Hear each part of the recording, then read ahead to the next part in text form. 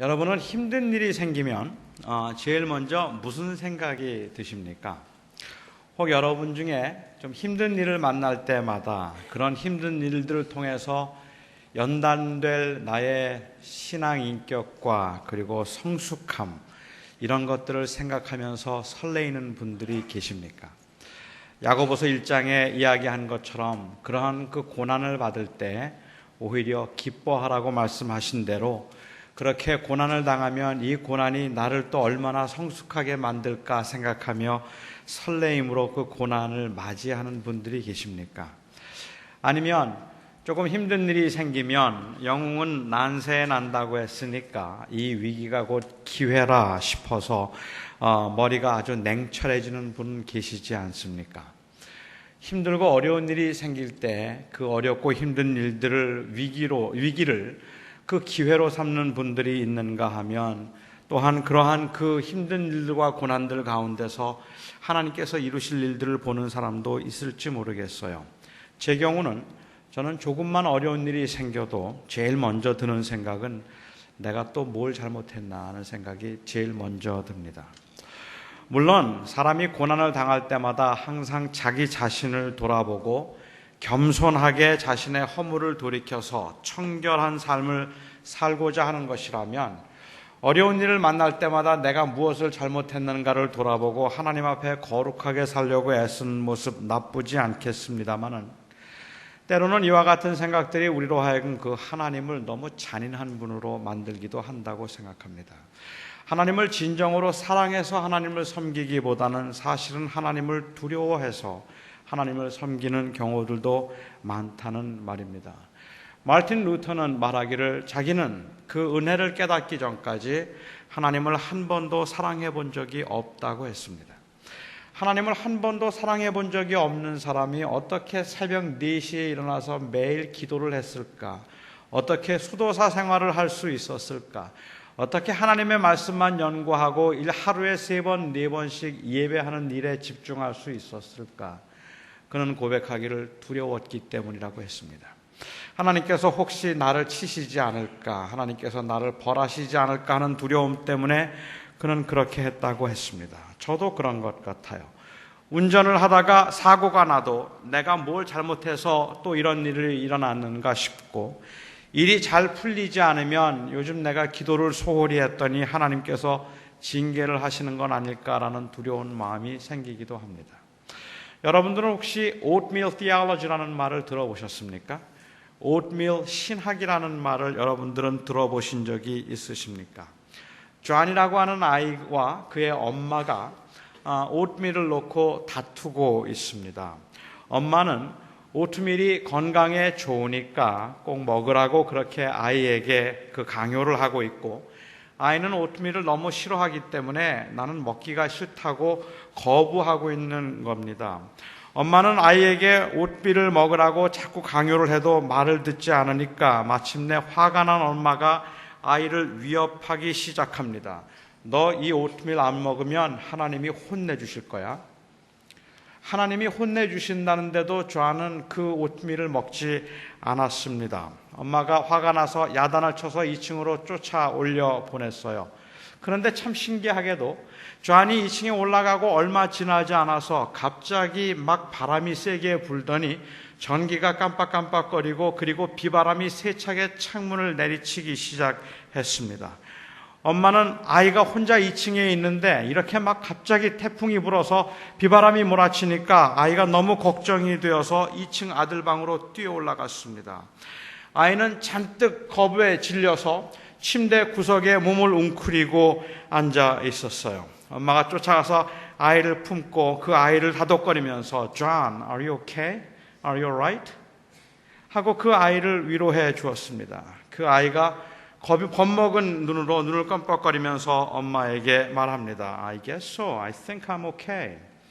괜찮은 것 같아요, 엄마. 그런데 엄마, 그까짓 오트밀 하나 때문에 하나님께서 이렇게 난리를 피우시는 건 좀 심하다고 생각하지 않으세요? 라고 그 아이가 말을 했다고 합니다.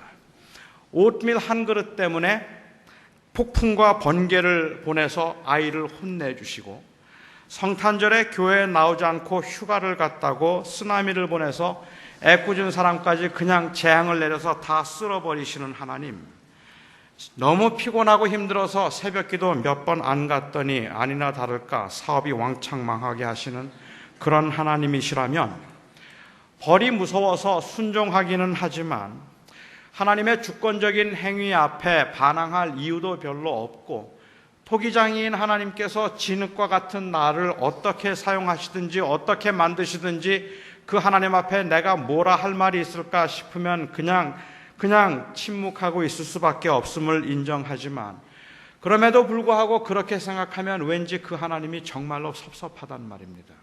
하나님 가깝고 그리고 좋은 선하신 아버지라는 느낌이 드는 것보다는 마치 무슨 교통 이 법규를 엄격하게 적용시키고 있는 어떤 교통순경 같기도 하고, 또 때로는 우리를 엄하게 책망하기 위해서 못 견뎌 하시는 그런 분처럼 보이기도 한다는 말입니다.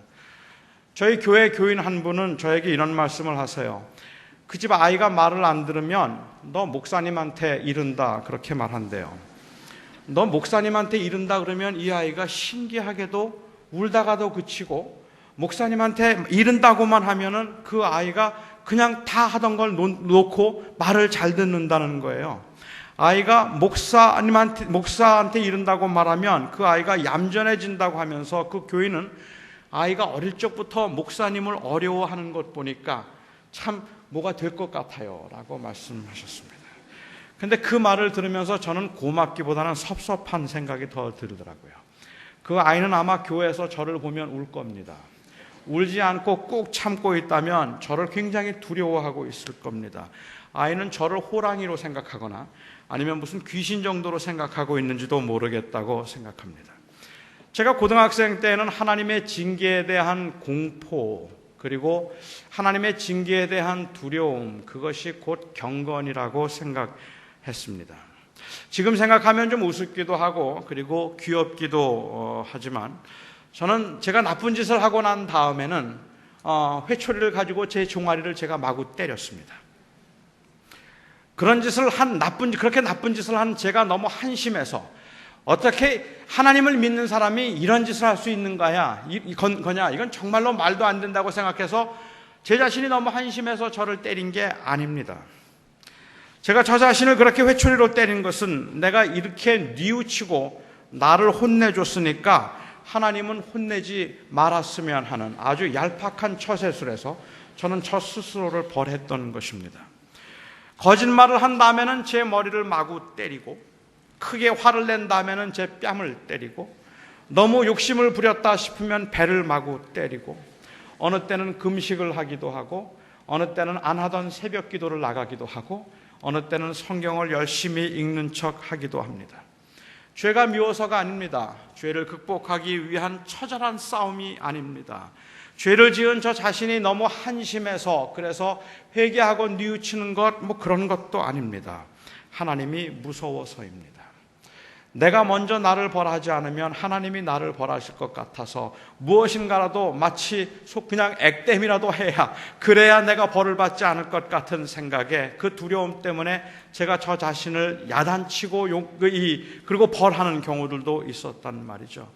이렇게 제가 취한 행동은 애교스럽기까지 하다 말할 수 있지만, 하나님의 징계에 대한 이 두려움은 사실은 극심한 고난 중에 있는 많은 사람들로 하여금 하나님 앞에 분노하게 만들기도 하고, 아니면 너무 억울하다 싶어서 하나님을 떠나게 만들 수도 있다고 저는 생각합니다. 하나님을 믿고 있기는 한데, 그리고 하나님을 따라가고 내가 죄인이니까 어쩔 수 없을 거라고 생각을 하고 있기는 하지만, 제가 만난 너무 많은 분들이 사실은 하나님 앞에 조금씩은 실망하고 있거나 아니면 삐져 있는 겁니다. 왜 하나님께서는 나를 이렇게밖에 안 대하시는 걸까? 어째서 하나님께서는 나의 고난과 나의 기도에 응답하지 않으시는 걸까? 하나님께서 이 세상에 있는 사람들을 대하는 모습을 보면 왠지 나에게만 부당하게, 불공평하게 대하시는 것 같아서 그 고난 가운데 하나님의 사랑을 느끼기보다는 하나님의 사랑을 의심하며 사는 사람들이 더 많다고 저는 생각합니다. 11조를 안 했더니 아들이 교통사고로 다리가 부러져서 11조 낼 돈보다 10배를 더 썼다는 간증을 들을 때 저는 그렇다는 생각이 들고, 목사가 되고 싶지 않아서 그냥 목사 안 하려고 사업을 했더니 하나님께서 치셔서 알거지가 되게 하시는 바람에 하는 수 없이 목사가 되었다는 간증을 들을 때 저는 또 그런 생각이 들기도 합니다. 정말 그런 것이라면 하나님은 참 잔인하시다는 생각이 들어서 마땅치 않기도 한데, 더 용납이 안 되는 것은 하나님의 일관성 없는 모습입니다. 정말로 하나님께서 그렇게 불의를 행하거나 하나님 앞에 범죄할 때마다 어김없이 누구에게나 예외 없이 하나님의 매를 드신다면 차라리 이 세상이 조금 더 공의로워질 수 있을 거라고 생각합니다. 그런데 그렇지가 않아요. 어떤 사람은 많은 죄를 범하고 있음에도 불구하고 아무런 일도 당하지 않는 것 같고, 어떤 사람은 참 착실하게 살아가는데도 사소한 일로 하나님 앞에 크게 벌을 받는 것 같기 때문에 그렇습니다. 11조를 2번 안 내면 양쪽 다리가 부러지고 3번 안 내면 아내 다리가 부러지는 이런 공식이 있는 것도 아니잖아요. 모든 사람에게 그렇게 똑같이 적용되는 것도 아니라고 저는 생각합니다. 오해 마시기 바랍니다. 저는 그런 간증들을 이해합니다. 어떤 분들은 정말로 하나님의 징계 때문에 하나님 앞에 매를 맞아서 돌아오는 사람들도 있겠지요. 하지만 제가 문제 삼고 싶은 것은 그렇게 하나님의 특별한 섭리 가운데 발생하는 일들이 어쩌면 우리들에게는 너무 보편화되어서 공식처럼 그렇게 받아들여지고 있다는 것이 문제라는 말입니다. 그래요. 그분에게는 그런 하나님의 특별한 섭리가 있을 겁니다. 그 간증이 맞을 겁니다. 하지만 그 간증이 공식이 되어버리고 나면 하나님 앞에 내가 억울하다는 생각에 못 견디겠다는 말이에요. 왜 다른 사람들은 하나님께서 그냥 내버려 두시고 나만 이렇게 귀찮게 하고 괴롭게 하는지 이해가 되지 않는다는 말입니다. 사람들은 오늘 본문에 있는 말씀을 보면서도 고난의 이유를 찾으려고 합니다. 아브라함이 무엇을 잘못했기 때문에 하나님께서 이렇게 갑자기 진노하시는지 그 원인을 찾고자 합니다. 굉장히 중요할 수도 있겠다 싶어요. 오늘 본문을 보면 정말 황당하다 싶은 내용이 나옵니다.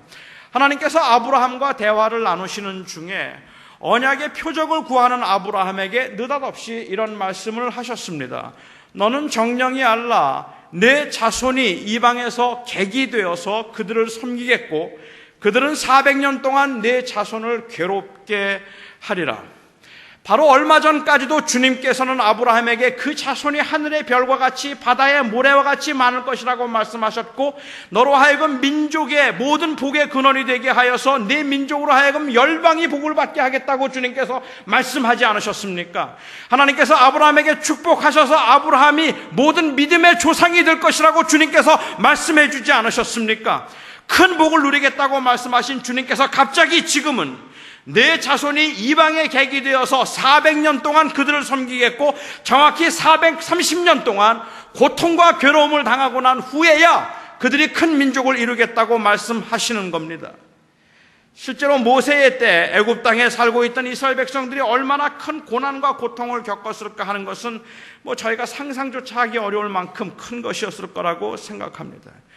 도대체 아브라함이 뭘 잘못했길래 하나님이 갑자기 이렇게 바뀌시는 겁니까? 단순히 인간의 이 고난을 인간의 범죄에 대한 하나님의 징계로 생각한다면 우리는 오늘 본문 말씀을 통하여서 아브라함이 무엇을 잘못했길래 하나님께서 이렇게 큰 400년 동안 4대에 걸쳐서 고난을 당해야 되는 이 징계를 하나님이 내리셨는지 잘 살펴보아야 합니다. 사람들이 오늘 본문을 읽으면서 찾을 수 있었던 한 가지 고난의 이유는 아브라함이 하나님의 약속을 의심한 겁니다. 하나님 앞에 리즈닝을 한 것입니다. 하나님께서 아브라함에게 너는 두려워하지 말라. 내가 너의 방패가 되고 너는 나의 상급이 될 것이라고 말씀하셨을 때 아브라함은 처음으로 하나님 앞에 반문을 합니다. 내게는 자식이 없어서 내 상속자가 내 혈육이 아니거늘 어찌하여 어떻게 누가 나의 후사가 될 수 있겠습니까? 라고 하나님 앞에 묻기 시작하는 겁니다. 하나님께서 너로 하여금 모든 민족의 조상이 되게 할 것이며 복의 근원이 되게 할 것이고 내 자손은 하늘의 별과 같이 바다의 모래와 같이 많게 해주실 것이라고 말하면 아멘 하고 받아들여야지요. 하나님께서 그렇게 말씀하시면 아무 증거가 보이지 않아도 그럼요 주님이 말씀하셨으니까 맞을 겁니다라고 말해야죠. 그런데 아브라함이 그 하나님 앞에 감히 리즈닝을 시작한다는 말입니다. 하나님, 내게는 상속자가 내 혈육이 아닙니다. 누가 나의 후사가 될 수 있다는 말입니까? 이야기합니다. 그뿐입니까?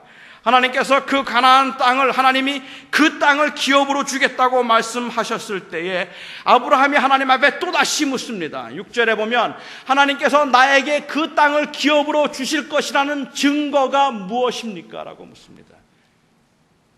Where is the evidence that you would give this land to me? 이 땅을 나에게 주겠다는 그 증거가 도대체 무엇이냐라고 물어요.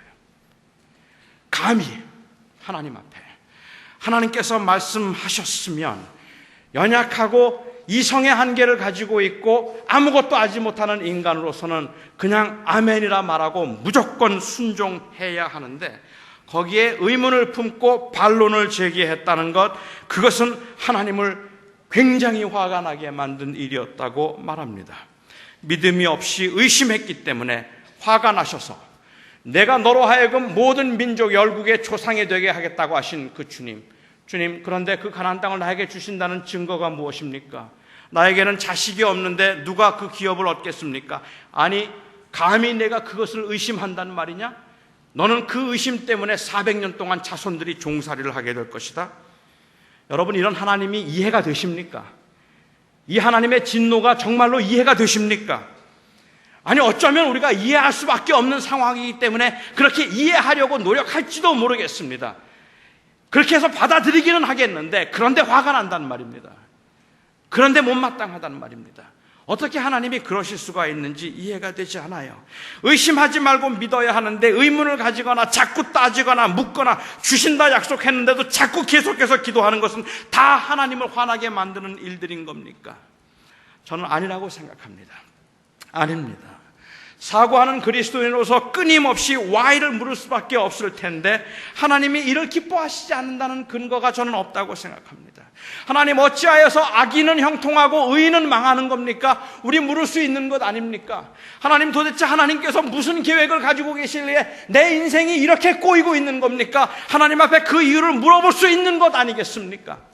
그렇게 하나님 앞에 내 삶을 놓고 이 세상이 돌아가는 모습을 보면서 하나님 앞에 이유를 묻고 따지기 시작한다면 그것을 불순종하는 모습이고 의심하는 모습이고, 그것이 하나님의 거룩하신 주권에 도전하는 모습으로 보여져서 아무 말도 하지 말라고 하면 도대체 주님은 우리에게 무엇을 요구하고 계시는 겁니까? 제가 믿기에는 하나님과 상관하면서 why를 묻는 사람들이, 오히려 차라리 왜 이렇게 되는 겁니까를 묻는 사람들이 무관심해서 그 마음이 진공 상태인 사람들보다는 훨씬 더 건전하다고 생각합니다. 물어야 합니다. 여러분들의 삶에 이해가 안 되는 부분들이 있다면 하나님 앞에 기도해야 합니다. 하나님 앞에 변론해야 합니다.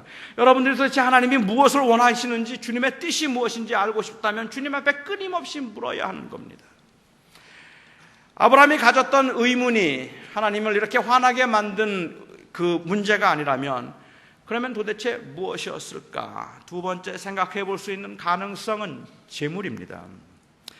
하나님께서는 아브라함에게 약속을 하시고 계약서를 쓰기를 원하셨습니다. 당시 사람들이 조약을 맺을 때는 언약을 어기는 사람은 목숨을 내놓아야 한다는 뜻에서 짐승을 잡고 피를 뿌렸습니다. 그래서 하나님께서는 3년 된 암염소와 그리고 수양과 산비둘기와 비둘기를 준비하도록 하셨습니다. 아브라함은 주님께서 말씀하신 대로 이 모든 짐승들을 다 각을 떴어요. 각을 떠서 쪼개어 놓았습니다. 쫙 쪼개어서 양과 그리고 소와 수양과 양과 암염소를 다 쪼개어서 그 나란히 쭉 배열해 놓은 겁니다. 아마 이것은 하나님께서 아브라함에게 그렇게 지시하셨기 때문에 그럴 겁니다. 문제가 하나 생겼습니다. 다른 제물들은 다 그렇게 쪼개어 놓았는데 새만 쪼개지 않고 그냥 두었습니다. 다른 짐승은 다 쪼개어 놓으면서 새는 쪼개지 않았다는 사실에서 어떤 사람들은 아브라함의 실수를 여기에서 찾아보려고 하기도 합니다. 어떤 실수를 한 걸까요? 짐승을 쪼개어 놓는 것이 죄를 고하고 용서를 구하는 것이라고 본다면, 새를 쪼개지 않았다는 말은 작고 사소한 죄는 회개하지 않았기 때문에 하나님께서 진노하신 것이라는 의미가 되는 겁니다. 그러니까는 아브라함이 큰 죄는 다 하나님 앞에 회개했는데, 그런데 새를 쪼개지 않았다는 말은 작은 죄는 하나님 앞에 회개하지 않은 겁니다. 이 논리대로 말한다면 제가 남의 돈을 훔치거나 아니면 사기를 친 죄는 하나님 앞에 다 회개를 하고도, 제 아내가 딴 데 볼 때 라면 국물 몰래 훔쳐 마신 죄를 회개하지 않으면 400년 종살이 합니다. 사람을 죽인 죄들은 다 회개하면서도 오늘 교회 오기 위해서 교통법규 어긴 것 알면서도 회개하지 않으면 그 자손이 다, 자식들이 다 수능에 떨어집니다. 그런 겁니까? 절대로 그럴 리가 없습니다.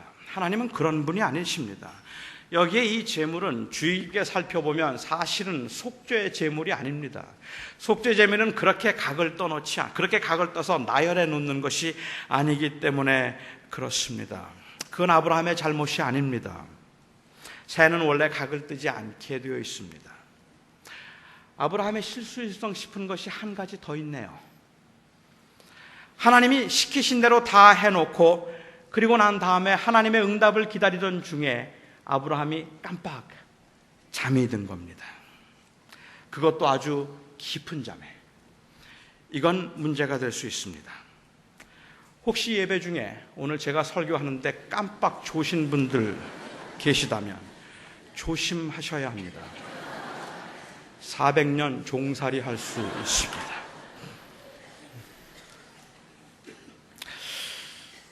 정말 예배 시간에 깜빡 좋은 게 문제예요. 갑자기 정신이 바짝 드시죠? 잠이 달아나지 않습니까? 그게 문제일까요? 아브라함은 하나님이 명하시는 대로 재물을 준비했어요. 그런데 아무 일도 일어나지 않았습니다. 오히려 고기를 보고 솔개들이 달려들기 때문에 그 솔개를 쫓으면서 하나님의 응답을 기다리다가 극심하게 피곤하고 지친 상태인 겁니다. 여러분, 하나님의 응답을 그렇게 오랫동안 기다렸지만 해가 지도록 아무 일도 일어나지 않으니까 아브라함이 피곤한 건 당연한 겁니다. 하나님이 말씀하신 대로 했으면 응답이 바로 와야 돼요. 그런데 하나님이 말씀하신 대로 했는데도 응답이 바로 오지 않으면 그러면 누구라도 지치게 되어 있는 겁니다. 한참이 지났는데 아무 일도 일어나지 않아서 아브라함이 깜빡 잠이 들고 만 겁니다. 그리고 잠이 깨었을 때, 깊은 잠에서 깨었을 때 흑암과 두려움이 엄습해 있었다고 이야기를 했고, 그리고 난 다음에 하나님의 음성이 바로 들렸습니다. 그 음성이 무엇인가 하면 내가 400년 동안 너의 자손이 종살이를 하리라 하는 것이었습니다. 그러니까 제사 드리는 중에 잘못 잠들면 이렇게 된다라고 생각할 법합니다. 하지만 아브라함이 하나님께서 아브라함에게 그 다음에 하신 말씀들을 보면 여기에 이 내용은 아브라함을 책망하는 내용이 아닙니다. 아브라함을 책망하는 내용이 아닙니다. 14절 말씀입니다. 그들이 섬기는 나라를 내가 징치할지며 그 후에 내 자손이 큰 재물을 가지고 나오리라. 15절 말씀입니다. 너는 장수하다가 평안히 조상에게로 돌아가 장사될 것이요 내 자손은 4대 만에 이 땅에 다시 돌아오리라. 여러분, 절대로 아닙니다. 제가 믿기에는 절대로 아닙니다. 이런 모든 제가 지금까지 말씀드렸던 적용들은 고난을 어떤 특정한 죄에 대한 하나님의 심판으로 보고 우리의 형통함이나 아니고 우리가 잘 되는 것들은 다 하나님께서 특별히 사랑하셔서 주신 축복이라고 생각하는 기복신앙 아니면 응징신학 때문에 생긴 그러한 해석일 뿐입니다. 이 해석은 성경적인 해석이라고 볼 수 없다고 저는 생각합니다. 이 사건은 하나님이 아브라함과 약속을 하신 후에 그 약속이 이루어질 과정을 아브라함에게 미리 말씀해 주시는 언약의 사건입니다. 이 사건은 후세 사람들로 하여금 그들이 고난을 당하더라도 그 고난이 하나님의 계획 안에 있음을 다시 한번 확인시켜주는 사건이라는 말씀입니다. 물론 고난 앞에서 인간들은 겸손해져야 합니다. 인간의 약함 때문이고 그리고 하나님의 거룩하심 때문에 고난 앞에 인간은 겸손해져야 합니다. 하지만 동시에 고난 앞에 인간은 담대해져야 합니다. 하나님의 선하심 때문이고 하나님의 거룩한 소명 때문입니다. 하나님은 아브라함에게 미리 말씀하십니다. 약속의 성취를 위하여서 내가 고난을 당하리라. 아직 아모리 족속의 죄가 관영하지 아니하므로 내가 4대 동안은 그 땅에 들어가서 고생하면서 큰 민족을 이루고 많은 재물을 가지고 하나의 민족이 되어서 나올 때까지 400년 동안 고생하리라 말씀하십니다. 그러나 두려워하지 말라, 놀라지 말라. 왜냐하면 그 고난은 나의 계획 안에 있기 때문이니라. 크고 긴 고난이 있어서 하나님의 약속에 의심이 생길 수 있습니다. 하나님이 함께 하신다고 했는데 왜 이렇게 힘들까 의문을 가질 수도 있습니다. 바로 그런 이유 때문에, 그렇게 힘들어하고 의문을 가질 수 있기 때문에, 그 이후에라도 그 자손들이 내내 불평하고 두려워할 수 있기 때문에 하나님께서는 아브라함에게 짐승을 준비하라고 하신 겁니다. 그리고 고난을 예고하신 겁니다. 해가 져서 어두울 때 풀무와 그리고 횃불이 나타났습니다.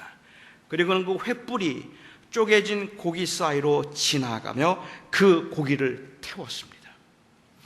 옛날 근동지방에서는 약소국과 강대국 사이에 조약을 맺습니다.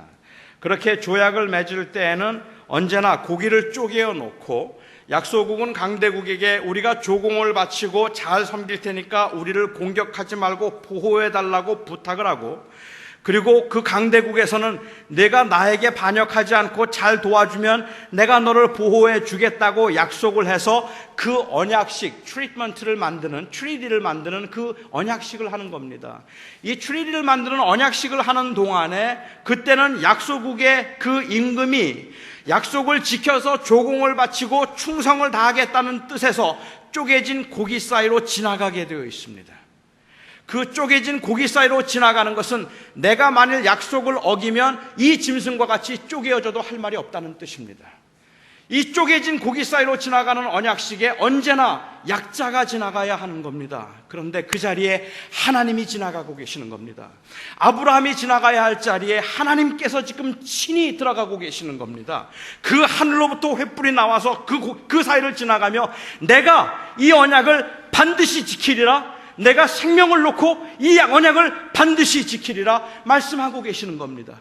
그리고 하나님께서는 그 아들을 십자가에 다심으로 그 약속을 기어코 이루셨다는 말입니다. 이 언약의 사건은 하나님이 우리를 얼마나 사랑하시는가, 고난 가운데 있다 할지라도, 아픔과 어려움 가운데 있다 할지라도 하나님의 그 사랑이 변치 않아서 너는 두려워 말고 놀라지 말라, 나의 오른손이 너를 붙들어 주리라, 내가 사망의 음침한 골짜기를 지날지라도 해를 두려워하지 않을 것은 내가 너와 함께함이라고 하는 그 약속을 반드시 이루겠다고 하는 그 하나님의 증표라는 말입니다. 여러분 기억하십니까? 하나님께서 내 몸에서 날 자가 내 후사가 될 것이요 그를 통해서 내 자손이 하늘의 별과 같이 많을 것이라고 말씀하셨을 때 아브라함이 하나님께 했던 질문이 무엇인지 여러분 기억하십니까? 내가 그 땅을 업으로 받을 증거가 도대체 무엇입니까? 라고 묻습니다. 왜 두렵지 않았겠습니까? 만일 하나님께서 이 언약을 보여주지 아니하셨더라면 400년 종살이 하는 동안에 아마도 이스라엘 백성들은 다 두려움과 의심에 지쳐버렸을 겁니다. 정말 그렇게 될 줄 어떻게 알 수 있단 말입니까? 라는 질문입니다. 그 질문에 하나님께서는 짐승을 준비하라고 하셨고 주님께서 친히 그 사이를 지나가셨습니다. 반드시 한다. 꼭 된다. 이 땅은 내가 기업으로 받을 것이다. 어찌합니까? 내가 내 목숨을 걸고 서약한다. 이것이 바로 오늘 사건입니다. 아브라함이 무엇을 잘못해서 고난을 받고 있는 것이 아니라 하나님께서 그 고난 가운데서도 하나님의 거룩한 계획을 이루겠다는 약속으로 하나님께서 이 일을 하고 계시다는 말입니다. 그 하나님께서 오늘 우리에게 말씀하십니다. 내가 끝날까지 너와 함께 하리라. 하나님, 이렇게 힘들고 어려운데 너무 부족해서 제가 자꾸 주님을 떠나가는데, 그리고 하나님을 사랑한다고 말하지만 주일 하루 예배하고 난 다음에 월요일부터의 내 삶에서는 하나님이 보이지를 않는데, 노력을 하고 애를 쓰지만은 저는 정말로 너무 부족해서 매일매일 쓰러지기만 하고 약하기 이를 데 없는데, 살아가면서 하루하루 사는 것이 너무 긴박하고 너무 힘이 들어서 자녀들 양육하면서 그러면서 생계를 유지하는 것조차도 힘들어 벅차 죽겠는데, 하나님, 정말로 하나님이 저와 함께 하심을 어떻게 내가 알 수 있습니까? 하나님이 나를 사랑하신다는 그 증거가 도대체 어디에 있습니까? 우리가 그렇게 물을 때 주님께서는 쪼갠 고기 사이로 지나가십니다. 내가 반드시 너와 함께 한다. 그리고 그 약속으로 주님은 십자가에서 스스로 죽으셔서 제물이 되셨습니다. 이것이 사랑이 아니겠습니까? 주님이 말씀하십니다. 내가 너를 위해 죽었다. 그리고 내가 너를 위해 살았다. 그러니 너도 살리라. 저는 생후 6개월, 생후 8개월 될 때부터 소아마비를 앓았어요. 그러니까는 제가 살면서 지금까지 제가 비장애인처럼 막 마음대로 뛰거나 아니면 뭐 그랬던 적은 없었던 것 같아요. 이제 그게 저에게는 상처였던 것 같아요. 제가 굉장히 강해야 된다는 생각도 많이 했고, 그리고 그런 원망도 좀 많았던 것 같습니다. 중학교 2학년 때였던 것 같은데 어느 기관에서 이 장애인들을 대상으로 설문을 조사한 적이 있습니다. 당신이 장애를 가진 것은 누구의 잘못이라고 생각합니까? 하는 질문이었는데 거기 이제 사지선다형으로 나왔는데요. 저는 두 군데 동그라미를 쳤습니다. 하나는 신이었고 두 번째는 부모였습니다. 이건 신의 장난이다. 여러분들이 보시는 것처럼 이렇게 괜찮은 사람 별로 없거든요. 그런데 장애를 두신 것은 이것은 신의 실수이다. 신의 장난이다. 그 신에 대한 불만이 저에게는 꽤 컸던 것 같아요. 그리고 두 번째로 제가 부모에게 동그라미를 쳤던 것은 우리 부모가 저희 부모님께서 예방접종을 하지 않았기 때문에 내가 이 병에 걸렸다라고 생각해서 그 원망이 저에게는 있었습니다. 그리고 제가 고등학교 1학년 때 예수님을 만났습니다. 고등학교 2학년 때 제가 목사가 되겠다고 헌신했습니다. 고등학교 2학년 때 목사가 되겠다고 헌신하면서 저는 하나님 앞에 했던 기도가 있습니다. 3년 동안, 아니 4년은 되겠네요. 하루도 빼놓지 않고 매일 하나님 앞에 했던 기도가 있습니다. 하나님, 제 다리 좀 고쳐주십시오 하는 것이 저의 기도였습니다. 하나님, 제 다리 좀 고쳐주십시오. 제 장애를 좀 고쳐주십시오. 제가 정말로 좋은 목사 되고 싶습니다. 정말로 하나님 앞에서 성실하게 목회하겠습니다. 복음만을 위해서 살겠습니다. 그러니까 주님, 제가 주님의 영광을 나타내기 위해서 목회를 좀 제대로 할 수 있기 위해서 제 장애를 좀 고쳐주십시오. 그 기도를 매일 했습니다. 저는 그렇게 3년 동안을 매일같이 기도를 하면서 제 마음속에 그 기도가 응답되지 않을 때마다, 아니 매일이 응답되지 않는 거잖아요. 내가 믿음이 부족해서 그렇다는 생각했어요. 아직 정성이 부족해서 그럴 거라고 생각했어요. 하나님께서 내가 잘 준비만 되면 고쳐주실 거라고 저는 그렇게 생각해서 내가 못나서 이런 고난을 당하고 있다고 저는 생각하고 있었습니다. 그리고 고등학교 3학년 때 미국에 갔습니다. 이민을 갔고, 그리고 대학교 2학년 때 우연히 어느 그 교회 앞을 지나다가 그 교회에 Healing Service Tonight, 오늘 밤에 신유 집회 있다고 하는 표시판을 보았습니다. 그리고는 저는 그날 저녁에 거기도 한번 가봐야 되겠다고 생각하고 제가 갔어요. 한국 신유 집회하고는 너무 달랐습니다. 한국 신유 집회는 굉장히 요란해요. 아무튼 뜨거워요. 거의 저절로 날 것 같은 그런 분위기라면, 미국 그 집회를 갔더니 거기에는 한 30명쯤 앉아 있더라고요. 30명이 다 할머니였습니다. 저만 남자 청년입니다. 5명의 목사님이 앉아서 올라오는 사람들 한 명씩 올라오라고 해서 한 명씩 기도를 해주는데 한 3분, 5분 동안 땀을 비오듯 쏟으면서 얼마나 간절하게 기도를 해주는지 저는 그 기도를 받으면서 너무 감동을 받았어요. 이렇게 정성껏, 이렇게 성의껏 기도해 줄 수 있다는 게 정말로 좋았단 말입니다. 그런데 저는 그 기도가 다 끝나고 목사님이 설교를 시작하는데 설교를 들으면서 제 마음속에 그런 분노가 있다는 것을 저는 처음 알았습니다. 마음이 막 부딪혀서 견딜 수 없을 만큼 제 마음속에서 분노가 생기는 겁니다. 그 목사님이 했던 말은 믿음으로 기도하면 무슨 병이든지 다 낫는다는 것이었습니다. 믿음으로 기도하면 어떤 병이든지 다 낫는다는 그 말을 들으면서 제 마음속에 분노가 생기기 시작하는 겁니다. 그러니까 하나님께서 3년 동안 기도한 내 기도를 듣지 아니하시고 내 병을 고쳐주지 않으신 것은 믿음이 없어서 그렇단 말이지. 그러면 도대체 하나님은 어떤 믿음을 원하시는 건가? 하나님이 어떻게 이렇게 잔인할 수가 있는가? 내가 정말로 하나님의 나라를 위해서 3년 동안 매일 기도했는데, 아니, 믿음이 부족하다는 거 인정해야죠. 제 믿음이 없잖아요. 하지만 그럼에도 불구하고 하나님께서 믿음이 없어서 내 병을 고쳐주지 않으셨다고 생각하니까 견딜 수가 없더라는 말입니다. 설교가 다 끝나고 난 다음에 예배 마치고 제가 목사님을 찾아갔습니다. 목사님에게 제가 물었습니다. 목사님, 설교 중에 믿음으로 기도하면 무슨 병이든지 다 낫는다고 했는데 정말로 믿음으로 기도하면 어떤 병이든지 다 낫습니까? 어떤 병이든지 다 낫는다는 거예요. 무슨 병이든지 다 낫는다는 거예요. 정말로 다 낫습니까? 정말로 다 낫는다 그래요. 여러분, 성경에 믿음이 좋아도 병 고치지 못한 사람 기억하시죠? 저는 그래서 고린도후서 12장에 나오는 바울의 그 육체의 가시 이야기를 막 하려고 했더니 그 목사님이 먼저 하더라고요. 바울에게 육체의 가시가 있었습니다. 그가 그 육체의 가시를 거두어 달라고 하나님 앞에 3번 간절하게 기도했습니다. 그리고 하나님께서 그 병을 고쳐주셨을까? 고쳐주셨나요? 안 고쳐주셨습니다. 안 고치셨습니다. 안 고쳐주셨습니다. 고쳐주셨다는 거예요. 안 고쳐주셨습니다. 목사님, 성경 좀 제대로 읽으세요. 안 고쳐주셨습니다. 고쳐주셨다 그래요. 그리고 그분이 저에게 이렇게 말씀하십니다.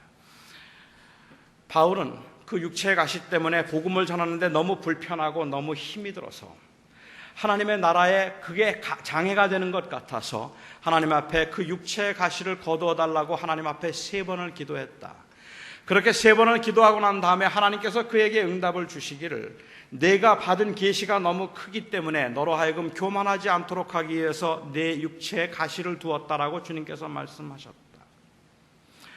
내 은혜가 네게 족하다는 주님의 음성을 들었던 바울이 그 음성을 듣고 난 다음에 그 육체의 가시를 거두어 달라고 또 기도했을까? 또 기도했을까요? 또 했으면 성경에 3번이라는 말을 안 썼겠죠. 안 했습니다. 기도하지 않았습니다. 왜 기도하지 않았을까? 그것은 바로 그를 향한 하나님의 거룩한 계획이라고 그가 믿었기 때문입니다. 그렇다면 그 병은 더 이상은 병이 아니다. 바울에게 그 병은 더 이상은 병이 아니라 하나님의 나라를 위해서 하나님께서 주신 도구일 뿐이다. 그날 제 병이 나았습니다. 물론 하나님께서 저는 지금도 어떤 특별한 기회에 하나님이 주기 원하신다면 저는 병을 고치실 수 있다고 저는 생각합니다. 하지만 그것보다 더 중요한 것이 있다면 제가 고난이라고 생각하는 이 고난이 사실은 고난이 아닐 수 있음은, 그것은 단순히 이것이 하나님의 징계이거나 우리의 부족함 때문에 하나님께서 여전히 우리의 몸에 두고 있는 가시가 아니라 하나님께서 하나님의 일을 하기 위해서 하나님께서 준비하시고 두신 하나님의 수단이라는 것입니다. 여러분, 어려울 수 있습니다. 정말로 힘들 수 있습니다. 사업이 망했을 수도 있습니다. 자녀들이 여러분들이 생각하는 것처럼 그렇게 말을 잘 안 들을 수도 있습니다. 아니면 여러분들이 몸의 병을 가지고 오랫동안 그 병으로 고생하면서 정말로 우울하고 답답하고 이 병만 나으면 내가 무엇인지 다 하겠다 싶을 만큼이나 여러분들의 발목을 잡고 있는 것들도 있으리라고 생각합니다. 그럴 때마다 하나님 앞에 부르짖어 기도하면서, 하나님, 왜 내 기도에 응답하지 않으시는가? 하나님께서 왜 내 기도를 듣지 않으시는가? 여러분, 기도하세요. 하나님 앞에 고쳐달라고, 해결해달라고 기도하세요. 하지만 여러분들이 그렇게 기도할 때 조금도 의심하지 말아야 되는 것 하나가 있습니다. 그것은 바로 하나님의 사랑입니다. 하나님은 그냥 때리시는 분이 아닙니다. 하나님은 여러분들을 사랑하십니다. 진심으로 하나님께서는 사랑하십니다. 오히려 그 하나님께서 우리들을 사랑하셔서 하나님은 눈동자와 같이 우리를 살피시고, 그리고 하나님께서는 내가 너와 함께하며 너를 지키리니 너의 삶을 통하여서 내 영광을 나타내리라 주님께서 말씀하시고, 그러니 내가 지금 고난받고 조금 힘들지만 조금만 참으라, 견디라 라고 말하고 있는데, 그 하나님 앞에서 우리가 하는 기도가, 하나님, 내가 뭐 잘못했는데요, 내가 뭐 잘못했는데 용서해 주세요. 단순히 그 정도에서 그치고 있다면 저는 하나님께서 너무 섭섭해 하실 것 같은 생각이 듭니다. 하나님은 우리를 진심으로 사랑하십니다. 여러분들이 당하고 있는 모든 고난에도 저는 따라서 하나님의 거룩한 계획이 있다고 생각합니다. 인내하시기 바랍니다. 기도하겠습니다. 이 시간에 우리 같이 함께 기도하는 시간을 좀 갖고 싶습니다. 여러분, 많이 힘들죠?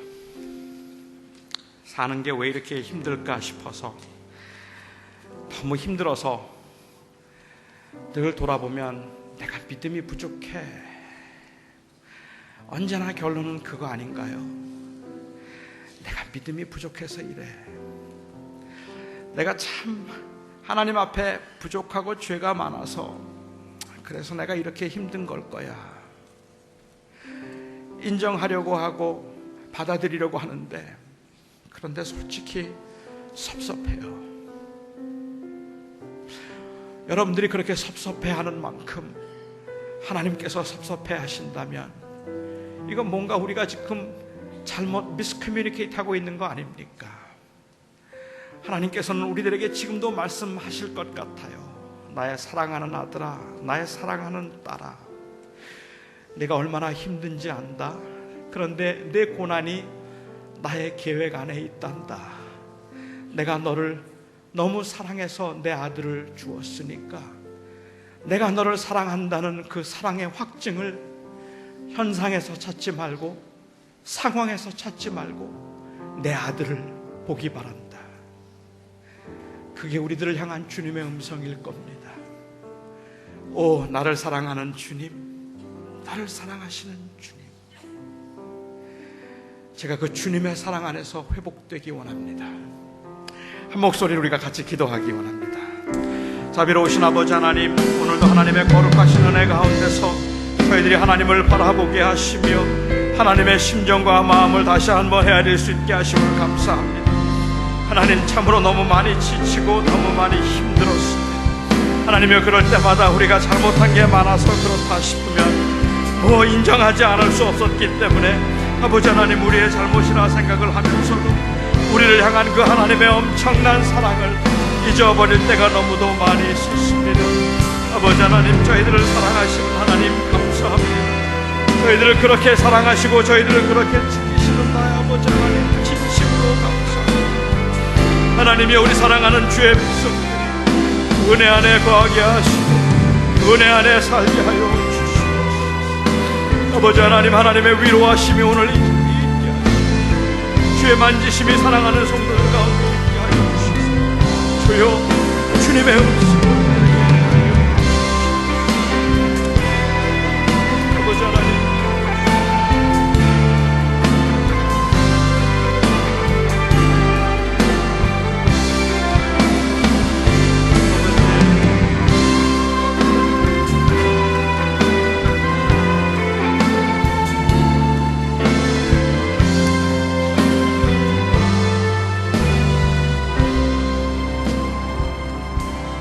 자비로우신 나의 하나님, 저희가 살아가는 삶이 저희들에게는 참 버겁습니다.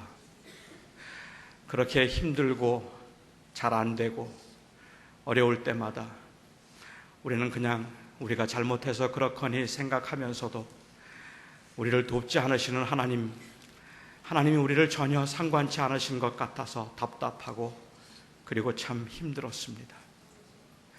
하나님, 오늘도 주님께서 그 아들을 통하여 우리를 얼마나 사랑하는지 알려주셨음을 감사합니다. 저희가 살아가면서 환경이나 상황을 보며 하나님의 사랑을 확증하기보다 우리 주 예수 그리스도를 바라봄으로, 십자가에 죽으신 그 하나님의 사랑을 바라봄으로 하나님의 사랑을 확증하는 저희들의 삶이 되게 하여 주시옵소서. 우리에게 허물이 있음을 고백합니다. 우리에게 죄가 있음을 고백합니다.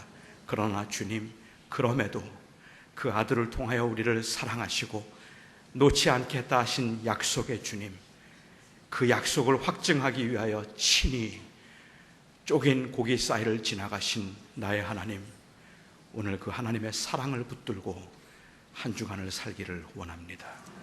주님께서 사랑하는 종들을, 주의 백성들을 그리 축복하여 주시옵소서.